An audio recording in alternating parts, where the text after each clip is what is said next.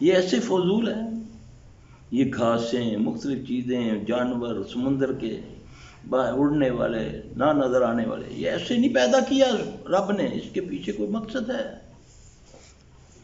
ہر عمل کا ہر رد عمل ہے نا۔ تو میرے بھائی، اللہ نے ہمیں جو اسلام دیا ہے وہ تو بڑا زبردست ہے ہمارا، وہ تو آسمان سے آئے ہوا ہے۔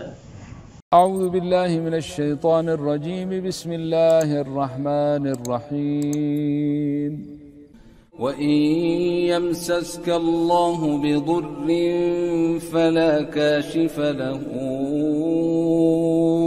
إِلَّا هُوَ وَإِن يُرِدْكَ بِخَيْرٍ فَلَا رَادَّ لِفَضْلِهِ يُصِيبُ بِهِ مَن يَشَاءُ مِنْ عِبَادِهِ وَهُوَ الْغَفُورُ الرَّحِيمُ۔ تو ہم اس کو ماننے والے ہونے کے باوجود دنیا میں اس وقت ساری دنیا میں ذلیل و رسوائی ہم ہے کہ نہیں؟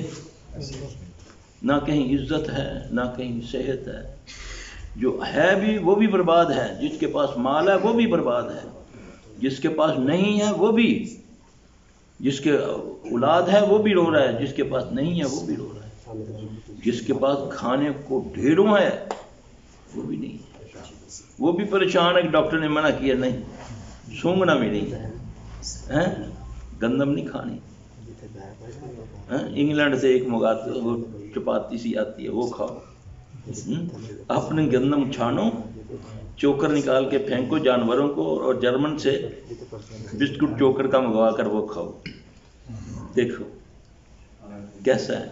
کاش ہم نے نبی صلی اللہ علیہ وسلم کو پڑھا ہوتا، آپ صلی اللہ علیہ وسلم منع فرمایا آٹے سے چوکر نکالنے سے، غصے میں اپنی اہلیہ کو کہتے ہیں ڈالو اس میں جو نکالا ہے، آج تو سوجی بھی نکل گئی، میدا نہیں جی، بچوں کو اچھا نہیں لگتا، سفید آٹا چمڑی بنی ہوئی ہے وہ بھی کھا رہے ہیں۔ ہمیں تو گائیڈ لائن مل رہی ہے خوراک میں بھی نبی صلی اللہ علیہ وسلم، ہم نے کہاں مانگنا ہے کہ ہم بڑی جدید دور کی پیداوار ہیں، یہ دھکیانوسی کی باتیں ہیں، یہی تمہیں بچائیں گی قیامت تک کے لیے، کہ نبی صلی اللہ علیہ وسلم تھے نہیں ہیں، لا الہ الا اللہ محمد رسول اللہ، محمد رسول اللہ کا معنی قیامت تک کے لیے ہیں، آپ کی نبوت، آپ کی بعثت، جب تک سنت نافذ ہیں آپ کی بعثت ہے، جب سنتے نکال دو گے برباد ہو جاؤ گے۔ آج ہم سنتوں سے الرجک ہیں، جب کوئی سنت کی بات کرتا کہتا یہ بھی تو بات ہے، یہ کوئی بری بات ہے یار، یہ ہم جو بیٹھے پڑھ رہے ہیں، بچوں کو بلا کر قرآن پڑھا رہے ہیں، قرآن ہی تو پڑھا رہے ہیں، کیا صحابہ نبی صلی اللہ علیہ وسلم کے دور میں آپ کے بچے بچیاں فوت نہیں ہوئی، آپ کے رشتہ دار فوت نہیں ہوئے، آپ نے یہ سارے کام کیے تھے۔ اب تمہارے پاس تو پیسے ہیں، تم تو 10-20 ہزار روپے خرچ لو گے روزانہ، جو بیچارہ مر گیا غریب، جس کو کفن بھی محلے والوں نے ڈالا، اس کا ختم درود کون کرے گا؟ بتاؤ نا، اس کے لیے تو کوئی مغفرت مانگنے والا بھی کوئی نہیں ہے، تو پھر یہ ناانصافی والا دین ہے؟ یہ امیر غریب سب کے لیے ایک ہے۔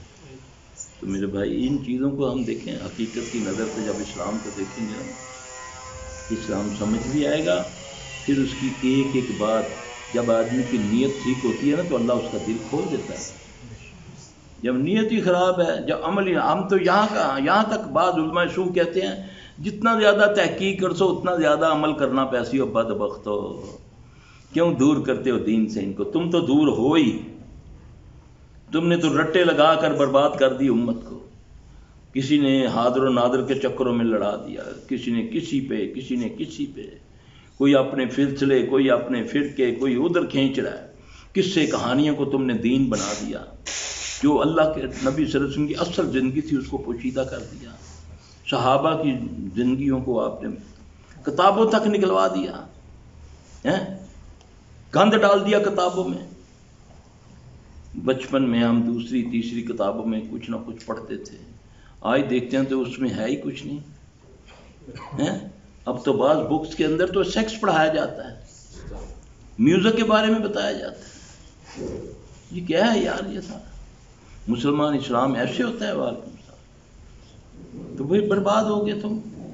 اب سلفی صاحب آج ہی کے دور میں اتنے جنات کہاں سے آ گئے؟ جنات تو تمہارے سے پہلے تھے، تم کہاں سے آ گئے؟ تمہیں بچنے کے لیے نبی کو بھیجا نا نبی صلی اللہ علیہ وسلم نے کہ ان سے کیسے بچو گے؟ سب سے پہلے تو ان کی غذائی جھوٹ ہے جو تم بولتے ہو. شیطان جنوں کی یا شیطان انسانوں کی غذا کیا ہے؟ جھوٹ ان کو طاقت دیتا ہے، نوسر بازی ان کو طاقت دیتی ہے، آنکھوں کا زنا ان کو قوت دیتا ہے. تمہارے ساتھ بھی اللہ نے ایک شیطان کو پیدا کیا ہے. اس کو کمزور کرو. کیسے کرو گے؟ نیک اعمال سے. ایک تابعی اپنا واقعہ لکھتے ہیں کہ میرا شیطان میں ایک دن میرے سامنے آ گیا، ہاتھ جوڑ کے کہنے لگا اللہ کا واسطہ بس کر دے، تیرے اعمال نے مجھے، جب میں تجھ پر آیا تھا تو اونٹ سے زیادہ مجھ میں قوت تھی، تیرے اعمال نے مجھے اتنا ضعف کر دیا کہ جیسی چڑیا ہوتی ہے. میوزک دیتے ہو تم، مسجد میں آئے نماز پڑھ رہے ہو، ساز لگا ہوا ہے، وعلیکم السلام، ساتھ ہی ساز شروع ہو گیا. نبی صلی اللہ علیہ وسلم نے فرمایا ایک اونٹ ہو، ایک اونٹ.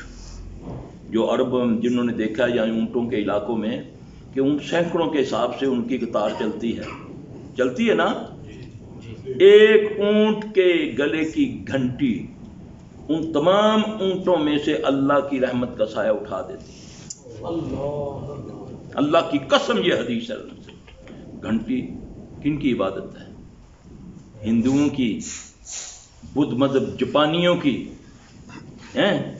مندروں میں جاتے ہیں وہ پہلے بیل کھڑکاتے نہیں. تم نے تو جانوروں کو ڈالا ہوا ہے. تم نے تو ڈیکوریشن پیس اپنے گھروں میں لٹکائے ہوئے ہیں گھنٹیوں کی صورت میں، پردوں کے ساتھ. جتنی لڑیاں ہیں ان کے ساتھ گھنٹیاں ہیں. اندر داخل ہوتے ہو وہ جاپانیوں کی عبادات تو ان کے باہر لگا ہوتا ہے، عبادت گاہوں کے باہر. وہ جیسے ہی گزرتے ہیں ٹن ٹن وہ 3-4 وہ لٹکتے ہیں. ان کے اندر ایک پلیٹ سی ہوتی ہے وہ آپس میں کھڑکھڑاتی ہے. تمہارے گھروں میں یہ ہے، یہ چائنا سے آئی ہے، یہ میں گئی تھی انٹیک ہے، یہ آنکھیں لگائی، یہ بلو آنکھ ہے، اس سے نظر نہیں لگتی. یہ تو ہندوؤں کا، غیر مذہبوں کا طریقہ تھا. نبی صلی اللہ علیہ وسلم بھی تھے، آپ نے بھی، آپ کے بھی نواسے تھے. آپ نے تو کوئی چیز نہیں. لاکھوں کروڑوں کی گاڑیاں ہوتی ہیں، ٹوٹا جوتا لٹکا دیتے ہو. کروڑوں کے گھر بنا کر کالی ہانڈی لٹکا دیتے ہو.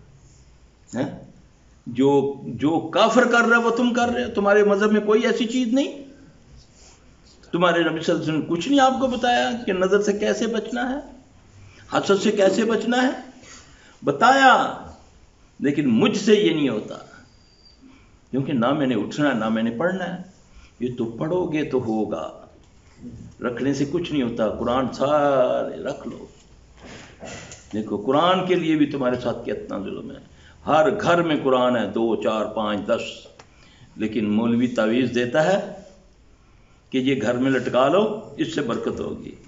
اس نے پورے قرآنوں کو رد کروا دیا تمہارے. لاجیکلی تمہیں یہ کہہ دیا کہ وہ تو کچھ بھی نہیں ہے، یہ جو ہے نا الٹا سیدھا لکھا ہوگا، اس سے خیر و برکت ہوگی. ہوتا نہیں کہ یہ کیا لٹکایا ہوا ہے، یہ جی بس برکت حاصل نا. جن بڑا تنگ کرتے سن تے سرکار نے جدوں دی دیتی ہے نا تختی، اس دن دا جن وہ ہے ہی اسی کا بندہ ہے. اس نے تجھے اللہ کی کلام سے دور کیا ہے. یہ کیا جی یہاں درد ہوتا تھا، کالا دھاگا مفتی صاحب نے ہیرے لگا کر دی ہے، جب سے پہنا ہے درد ختم ہو گیا ہے. ایسا ہی ہے نا، شیطان ہی وہ چوکا لگاتا ہے، اسی نے شیطان کے پاس تجھے لے کر گیا. کیونکہ قرآن تو کہتا ہے جو گرے لگا کر پھونکے مارتی ہیں میری پناہ میں آ جاؤ. اللہ کہتا ہے قرآن میں، الذی من شر النفاثات فی العقد. کیا معنی ہے؟ جو پھونکے مار کے گرا لگاتی ہیں. یہ تو نہیں کہا جو قرآن پڑھ کے لگائیں وہ لیگل ہے، جو ان لیگل وہ دوسرا ہے. جو گرا لگا کر پھونکے مارتی ہیں میں اللہ کی پناہ میں ان سے آیا. یہ کسی فلاں اتنا بڑا مدرسہ ہے جی لاہور میں اتنا بڑا، وہ مفتی صاحب نے یہ دھاگا دیا. اے قرآن کو سمجھو. اس لیے تو تمہیں کہتے ہیں قرآن تمہیں سمجھ نہیں آئے گی. اس کے سمجھنے کے لیے 14 علوم چاہیے کہتے ہیں نا. تو قرآن بھیجنے والا کہتا ہے میں نے تو اس کو آسان کر دیا ہے کوئی اس کو سمجھنے والا ہے کوئی؟ खाली मुसलमानों को नहीं कहा,